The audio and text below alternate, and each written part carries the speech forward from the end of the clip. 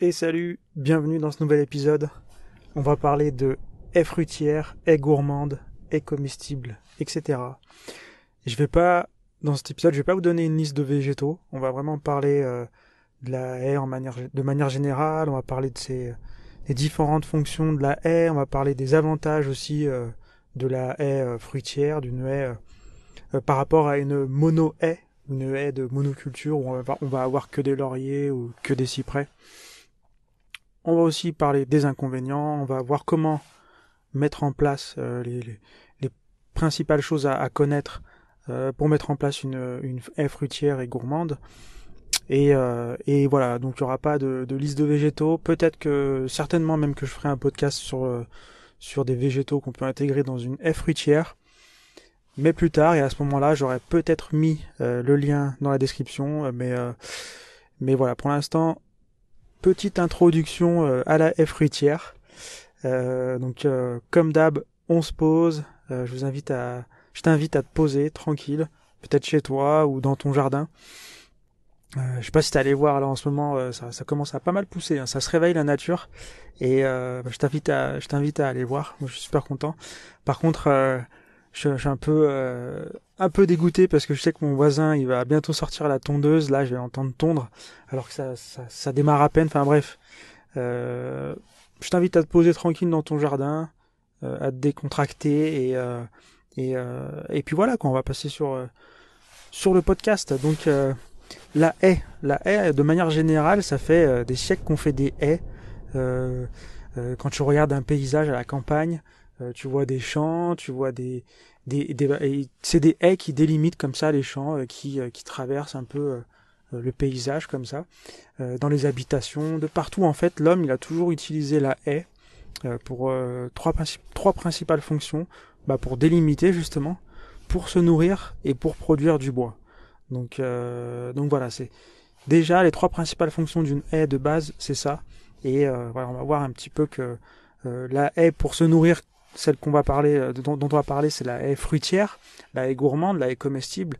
Et on va voir qu'elle peut aussi avoir plusieurs fonctions. Et on va voir comment on peut faire tout ça. Et donc voilà, mais c'est vrai que l'une des principales fonctions, c'est la délimitation, et les haies, elles sont vraiment des interfaces, elles sont des lieux d'échange. En permaculture, on parle pas mal d'interfaces, de bordures, et en fait, souvent dans ces bordures, il y a les haies. C'est vraiment un bon exemple, la haie. Elle va séparer deux zones comme ça de ton jardin qui vont être différentes. Par exemple, je sais pas, une mare et un potager par exemple. Et en fait, dans la haie, ça va être donc une interface, une zone d'échange où les animaux qui font partie de la mare et les animaux qui font partie du potager vont se rencontrer avec aussi les animaux qui vivent dans la haie, et ça va être vraiment un lieu vraiment très riche en échanges. Et donc voilà, c'est souvent dans ces lieux que les besoins sont satisfaits et les déchets sont éliminés en gros quoi. Et donc voilà, on va voir donc quelles sont les différentes fonctions de la haie fruitière, et même de la haie en général. D'une haie, si toi tu as envie d'installer une haie dans ton jardin ou ta terrasse, on va voir les différentes fonctions que tu peux lui donner, parce que ça peut être une haie fruitière, mais on peut lui ajouter des fonctions, et donc déjà la première fonction, ça va être de nourrir les humains. Donc voilà, elle va produire des fruits, on va pouvoir se nourrir de ces fruits, et c'est génial. Elle va aussi nourrir les animaux d'élevage. Elle peut, si tu as des poules, des choses comme ça, elles vont pouvoir, les poules vont pouvoir même se percher dans la haie comme ça pour dormir, vont pouvoir manger des choses, des fruits, des glands, des choses comme ça qui vont tomber au sol. Même si les poules, elles ont pas, elles sont un peu, elles mangent pas tout en fait, niveau fruits, légumes, tout ça, elles sont pas très, elles sont un peu sélectives quoi. Bref. Ensuite, donc ça peut nourrir donc les humains, les animaux d'élevage, mais aussi les animaux sauvages. Ça peut être des mammifères, ça peut être des chevreuils, des choses comme ça, mais aussi ça peut être des oiseaux, ça peut être aussi les abeilles, les papillons, plein d'autres pollinisateurs. Donc du coup c'est vrai que c'est intéressant parce que ça va attirer les pollinisateurs dans ton terrain, dans ton jardin, dans ton design. Et ça nourrit aussi la vie du sol en animaux sauvages, quoi, toujours. Donc voilà, ça a vraiment énormément d'avantages. Ça respecte, comme on le voit, l'éthique de la permaculture, qui est prendre soin de l'homme, prendre soin de la terre et partager les ressources. On est vraiment en plein dedans. D'ailleurs, c'est vrai que la haie, ce qui est bien, c'est que c'est quelque chose qui va demander, enfin, une haie fruitière, c'est quelque chose qui va demander peu d'efforts pour beaucoup de résultats, quoi. Donc ça rentre aussi dans la philosophie de la permaculture, où on crée des systèmes qui sont de plus en plus qui font de plus en plus de rendement pour de moins en moins d'efforts, quoi. Au début, on va mettre de l'effort pour installer le système, et une fois que c'est en place, eh ben plus le temps va passer, plus moins on aura d'efforts à mettre, et plus le système va être rentable. Donc du coup, la haie, c'est vraiment intéressant, la haie fruitière, de l'installer le plus tôt et mettre l'énergie pour. Et voilà, c'est hyper intéressant. Autre fonction d'une haie qui peut être fruitière, c'est la fonction brise-vue. Voilà, ça peut donner un petit peu d'intimité, ou par exemple, si toi tu as une usine en face de chez toi, ou un poteau électrique que tu as envie de cacher, ça peut aussi euh, te cacher un peu de ça et avoir une vue un peu plus agréable, peut-être avec justement des oiseaux, des jolis fruits, des jolis végétaux. Ça peut aussi, notamment dans la notion, dans le design, ça peut aussi faire office de brise-vent.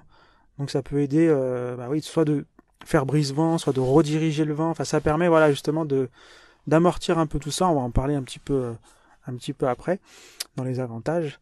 Et ça peut aussi faire pare-bruit. Donc ça peut être aussi intéressant si tu as une route pas très loin de chez toi, un truc qui t'embête, voilà, ça peut aussi masquer un petit peu certaines nuisances sonores, donc c'est intéressant.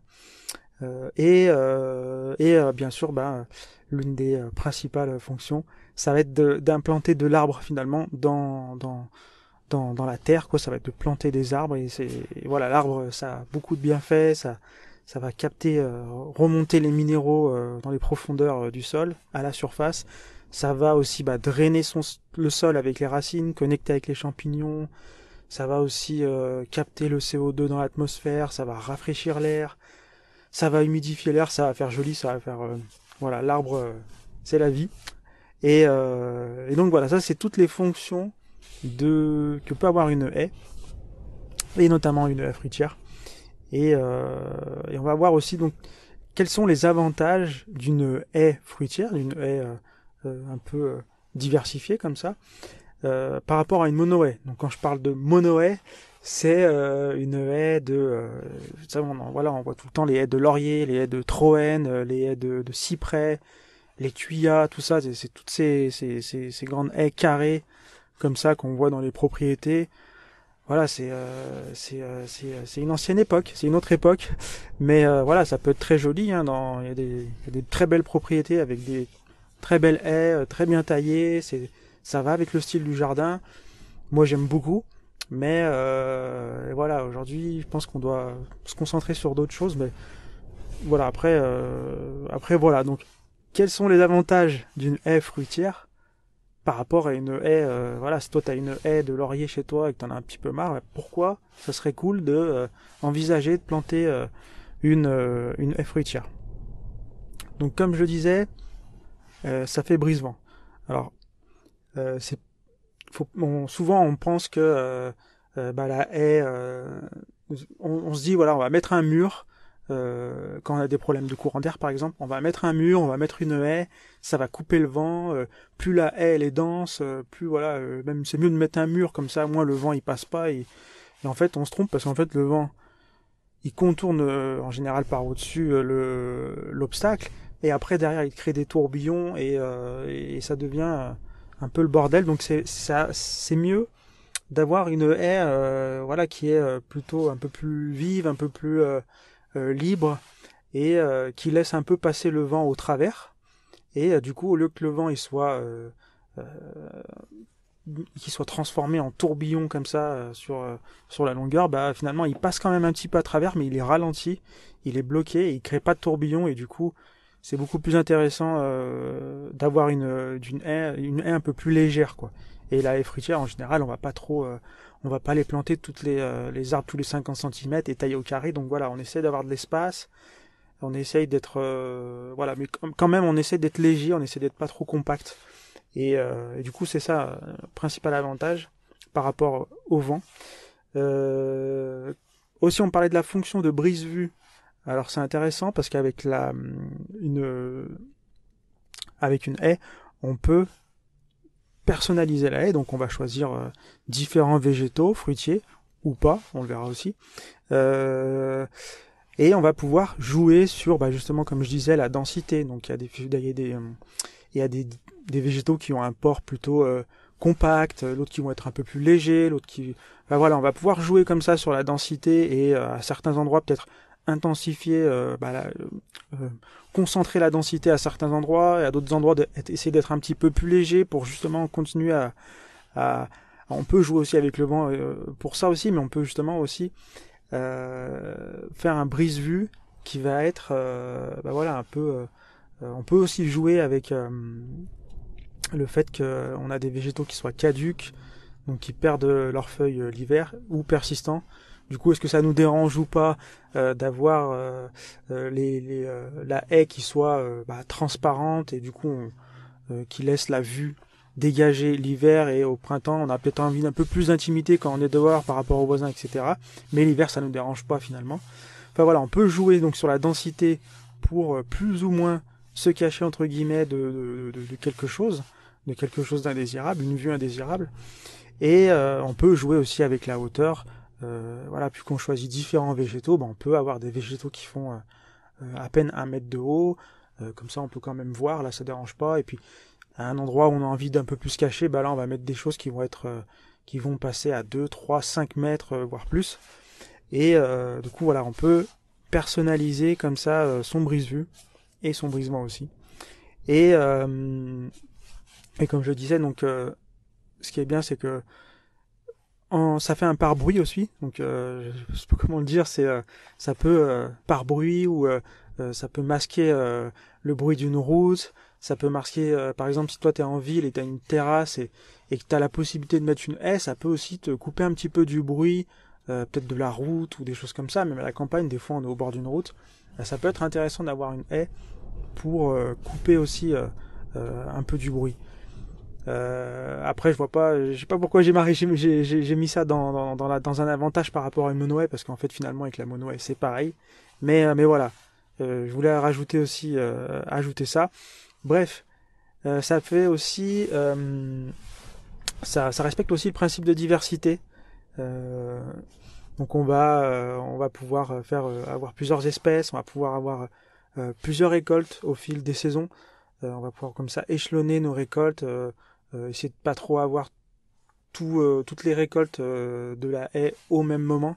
On va aussi pouvoir diversifier le type de récolte. On va pouvoir avoir des récoltes qui sont plutôt basées sur le fruit, d'autres plutôt sur la feuille pour faire des tisanes ou des choses comme ça. On va être plutôt, il y en a d'autres qui vont être plutôt sur la graine ou le gland, voilà, etc., etc. On va pouvoir aussi diversifier la forme. Voilà, comme je disais, on va pouvoir diversifier la forme pour jouer sur le brise-vue, sur le brise-vent, sur le pare-bruit, etc. On va pouvoir jouer sur la couleur. Ça va pas être juste une seule couleur comme ça tout le long. On va pouvoir avoir différentes couleurs. On va pouvoir jouer sur les floraisons, même sur le feuillage. Pareil, la couleur du feuillage, ça peut être aussi le fait que ça soit caduc ou persistant, etc., etc. Donc on respecte encore ce principe de diversité qu'on applique souvent, qu'on applique le plus possible en permaculture, parce que la diversité c'est la résilience. Enfin, ça amplifie la résilience, ça aide à la résilience si c'est bien utilisé. Et voilà, un autre avantage c'est la multifonction. Comme je le disais, une haie fruitière, ça peut avoir plusieurs fonctions. Ça va nourrir, mais ça va aussi faire une diversification par rapport à ton potager. Donc en gros, dans ton potager, tu vas cultiver des légumes, peut-être quelques petits fruits, mais tu peux pas. Tu peux intégrer un jardin-forêt, mais si t'as pas forcément envisagé de le faire, ou si t'as pas la place, ou par rapport à l'exposition, c'est pas possible pour toi, peut-être que d'avoir une haie à côté, justement, ça va te permettre de quand même récolter, enfin cultiver des arbres fruitiers, des choses comme ça. Donc ça peut t'aider justement à nourrir. Et voilà, donc ça fait. Donc là, en fait, c'est un élément. Moi, en ce moment, je travaille sur un projet. Et justement, on intègre une haie. Et à la base, c'était juste une haie brise-vue. Et c'est important pour la personne d'avoir cette haie au moins l'été qui offre un petit peu d'intimité. Donc, finalement aussi, ça va couper un petit peu du bruit. Et en fait, par rapport au design, on s'est rendu compte que il y avait aussi l'importance de produire de la nourriture. Donc, on l'a aussi transformé en haie fruitière. Et au final, en étudiant aussi le truc, on s'est rendu compte qu'elle pouvait aussi jouer un rôle dans l'un des facteurs limitants qui était le vent. Donc finalement, voilà, on se rend compte que l'avantage d'une haie comme ça, c'est on peut avoir beaucoup plus de fonctions, donc nourrir, cacher la vue, cacher le vent, enfin voilà. Et c'est bien aussi de pouvoir jouer comme ça avec les hauteurs, le fait que ce soit caduc, persistant, etc., etc. Donc, un autre avantage, c'est que aussi une haie, c'est un corridor écologique. Donc, je parlais tout à l'heure de la campagne, des haies dans la campagne. En fait, voilà, il y a tout un- on devrait, on l'a fait à une époque. Aujourd'hui, on recommence à y penser, mais voilà, on devrait penser de plus en plus à tous ces corridors écologiques. C'est-à-dire que on a des différentes trames dans la nature. Enfin, quand on étudie tout ça, quand on aménage le territoire, en gros, on a plein de trames. Et la trame verte, en fait, ça va être là où les animaux, que ce soit les oiseaux, les mammifères, les choses comme ça, vont pouvoir. C'est comme des routes qu'ils ont eux, comme s'ils avaient des routes, des autoroutes pour aller d'un endroit à un autre. Et en fait, les haies, c'est très très efficace, que ce soit pour les oiseaux, les mammifères, tout ça, parce que voilà, c'est un endroit où les animaux sauvages vont pouvoir circuler en sécurité et rejoindre, enfin explorer le territoire pour aller se nourrir, pour aller faire plein de choses et im- euh, pour aller aussi en migration, etc. En ce moment, il y a pas mal de migration. Bref, voilà, donc les corridors écologiques, ça peut aussi aider pour les pollinisateurs en fonction de ce que tu vas mettre comme espèce à l'intérieur. Tu vas pouvoir attirer des pollinisateurs à différents moments de l'année et aussi faire circuler comme ça l'énergie, faire circuler la faune sauvage dans ton jardin euh, jusqu'à, par exemple, ton potager ou autre chose. Donc vraiment, la notion de corridor écologique, c'est hyper important. Et voilà, des avantages, il y en a plein.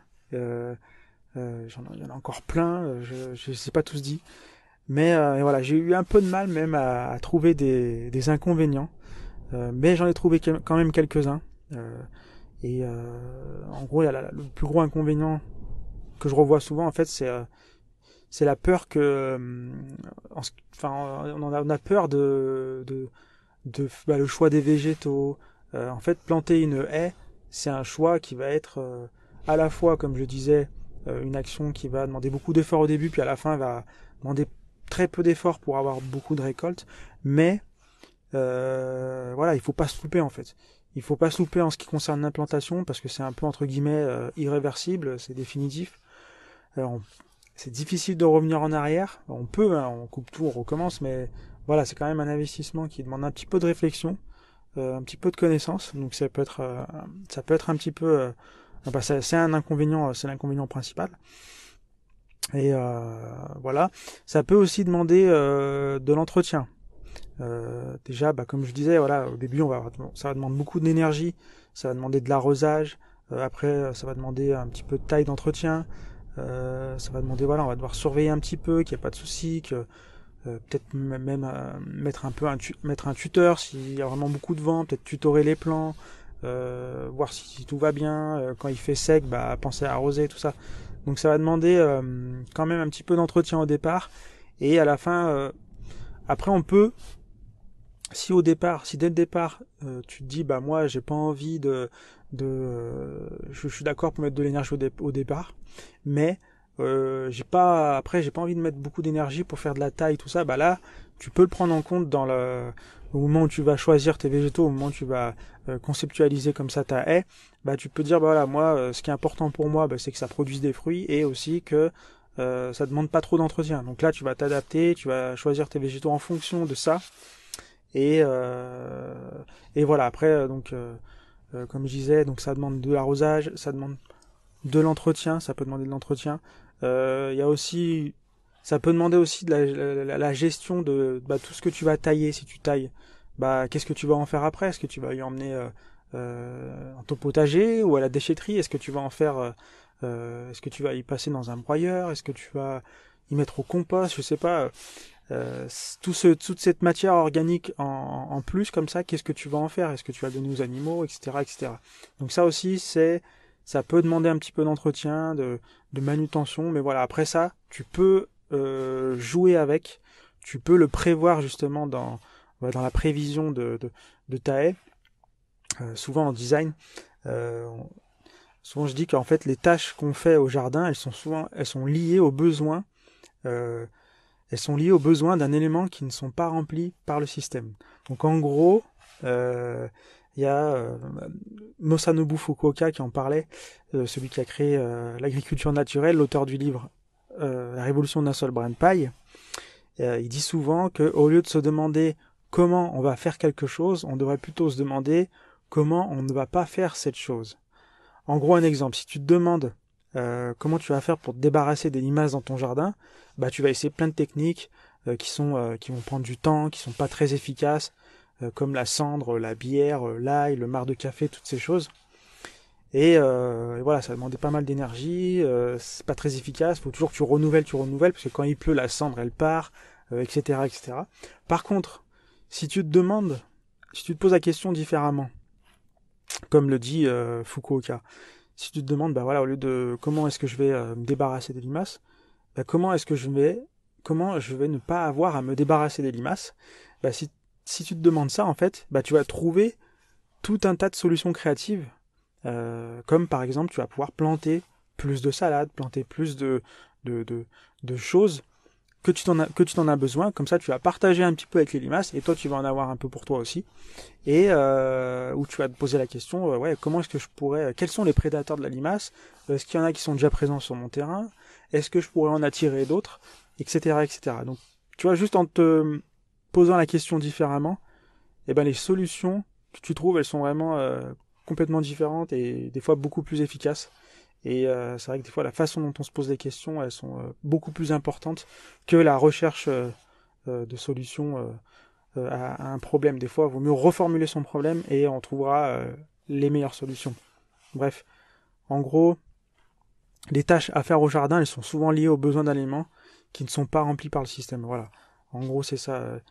Si ta haie, ben, tu la penses pas dès le départ en fonction de toi, ce que tu as comme temps disponible, énergie disponible, bah après ça peut devenir une pollution, un déchet en gros dans le système. Hein, on parle vraiment de design en permaculture. Ça peut devenir un élément, la haie, un élément de ton design, un élément de ton système qui va produire bah, beaucoup de biomasse, même des fruits en fait. Si elle produit beaucoup de fruits, toi t'es pas assez capable de les transformer, de t'en servir, bah après ça peut devenir une pollution.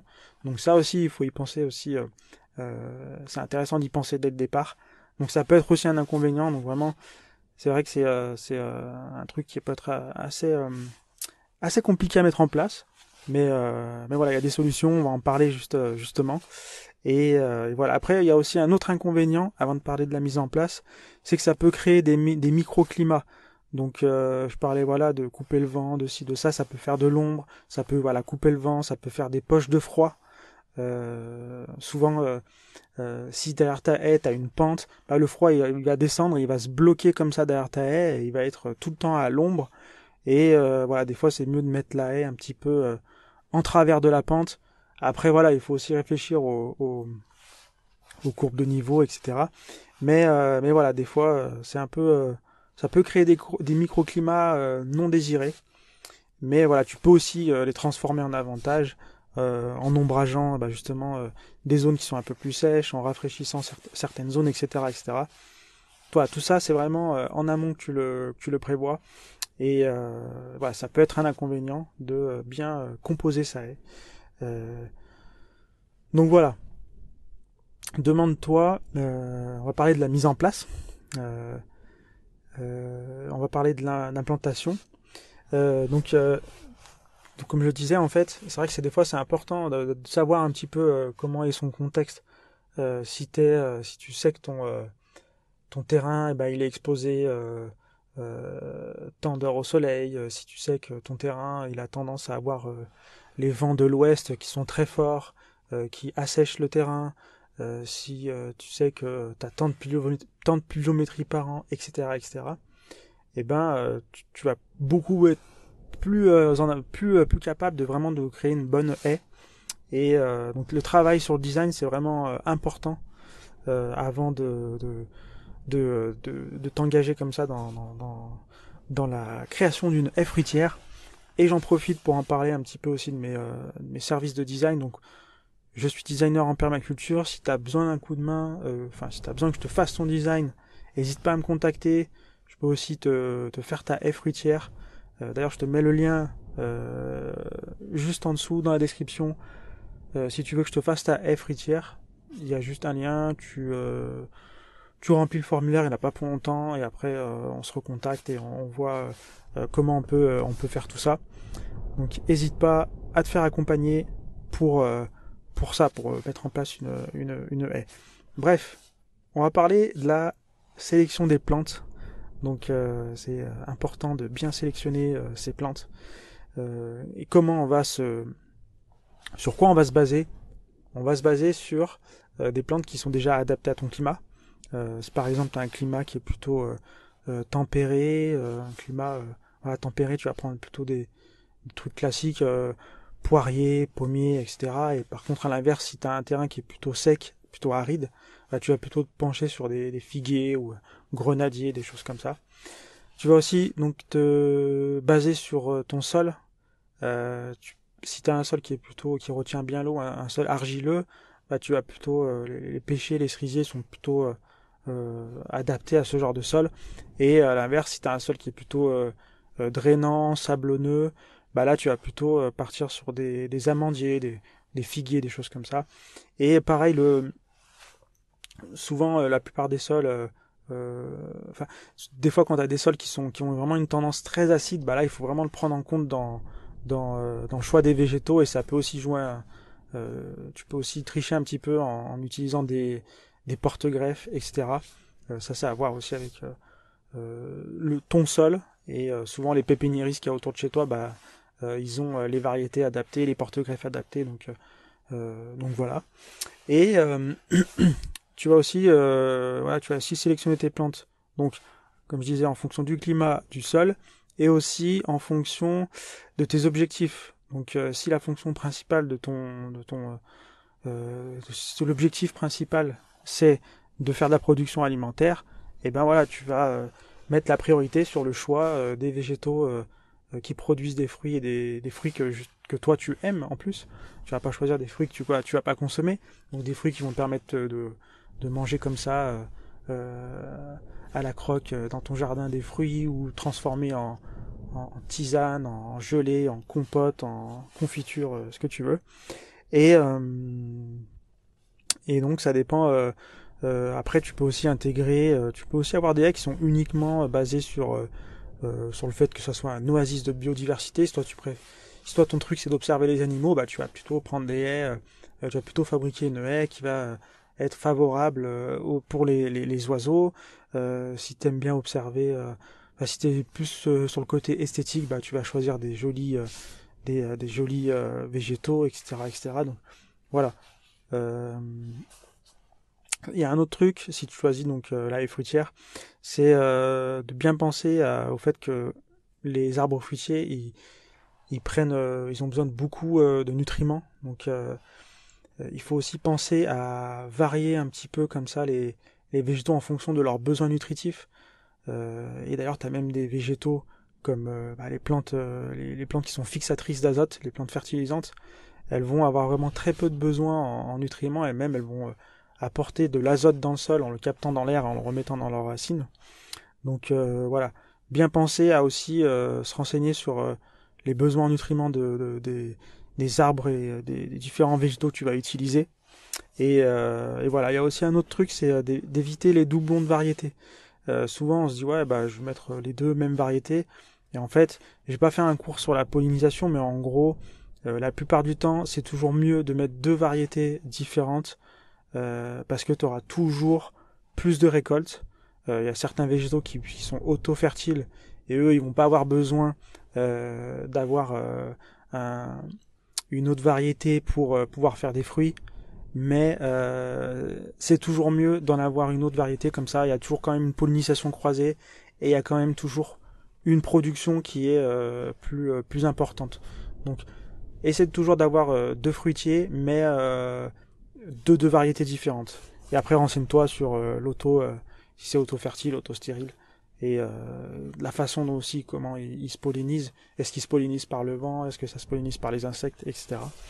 Donc vraiment, ouais, intéresse-toi à tout ça. Et, et aussi, comme on en parlait dans un autre épisode, intéresse-toi aussi par rapport à leurs différentes formes, les différents pores. T'as il y a des végétaux qui sont plus arbustiques, il y a des végétaux qui vont être qui vont plus être en boule, d'autres qui vont plus être élancés, comme ça, érigés. Voilà, essayer de jouer vraiment sur les différentes morphologies. Et voilà, comme on disait la dernière fois, il y a les 5 critères de la synergie végétale de la forêt nourricière de Franck Nattier, qui dit donc les 5 critères, c'est la morphologie, donc comment les plantes elles vont se mélanger entre elles, en gros, ce que je viens de dire là, les différentes formes, comment elles vont être capables de créer des partenariats alimentaires en échangeant les différents minéraux, comme je disais par rapport aux plantes fertilisantes qui sont capables de capter l'azote dans l'air, donc elles vont pouvoir échanger l'azote contre autre chose, etc., etc. Donc ça aussi, ça à prendre en compte. Il y a aussi la chimie, voilà, les plantes aromatiques, elles vont favoriser la germination. Il y a aussi les partenaires sociologiques par rapport aux insectes qu'ils attirent, qui peut être intéressant. Il y a des plantes qui vont attirer certains insectes, donc qui vont les repousser. Donc tout ça aussi, c'est à prendre en compte. Et bien sûr, comme je disais, la sexualité, toujours prendre des plantes de différentes variétés pour brasser comme ça la génétique. Donc voilà pour les conseils. Si tu as des questions, n'hésite pas. Voilà, n'hésite pas à poser des questions. Tu trouveras de quoi me contacter de partout dans la description, etc. Sur le potagerminimaliste.fr. Et pour conclure, je voulais dire que voilà, on a beaucoup parlé de haies fruitières dans ce podcast, mais j'ai aussi introduit, comme tu as vu, d'autres notions. Il y a une haie fruitière, c'est bien, mais il faut aussi élargir un peu. Ça peut être multifonction, comme je disais. Ça aide aussi, ça peut aussi dans un design aider à produire des légumes, parce que la haie, elle va fleurir, elle va attirer des pollinisateurs. Les pollinisateurs, ils vont connaître ton jardin, ils vont revenir, et ils vont aussi améliorer la pollinisation dans ton potager, etc. Ça peut être aussi donc un habitat pour la faune. Les oiseaux, ils adorent les haies, donc ça va ramener des oiseaux. Les oiseaux aussi sont très intéressants. La mésange, tous les oiseaux, ils sont très intéressants pour le jardin et pour certains nuisibles. Et même, je crois que il y a eu des observations de mésanges qui vont dépouiller un peu les nids de frelons asiatiques. Ils vont pas manger les nids quand ils sont en activité, mais plutôt l'hiver. Ils vont aller un peu nettoyer les nids, donc ça peut être aussi intéressant d'avoir des oiseaux, des mésanges, etc. Voilà, ça peut aussi ça va t'aider à lutter contre l'érosion, ça va stabiliser les sols, ça va éviter que des fois dans des pentes et buttes, ça peut être intéressant de mettre des arbres, parce que leurs racines stabilisent le sol. Et ça peut aussi donc filtrer le ruissellement, ça va améliorer la qualité de l'eau qui traverse ton design, ton terrain. Donc Voilà, l'arbre, il nettoie l'eau. Et ça va aussi, donc, comme je le disais au début, ça va capter le CO2, ça va séquestrer le carbone dans le sol, ça va remettre du carbone dans le sol. Et puis voilà, puis une haie, qu'elle soit fruitière ou partiellement fruitière ou pas, c'est aussi joli. Ça fleurit, ça fait des beaux fruits, ça fait des belles feuilles. Donc voilà, il n'y a pas que le côté rentabilité qui est important, mais il y a aussi plein d'autres avantages à la haie. N'oublie pas d'être multifonction. Et puis voilà, sur ce, c'est tout bon. Je te laisse pour cet épisode. N'oublie pas de t'abonner et oublie pas que si tu veux que je te compose ta haie fruitière, le lien est dans la description. Et sur ce, on se dit à la semaine prochaine.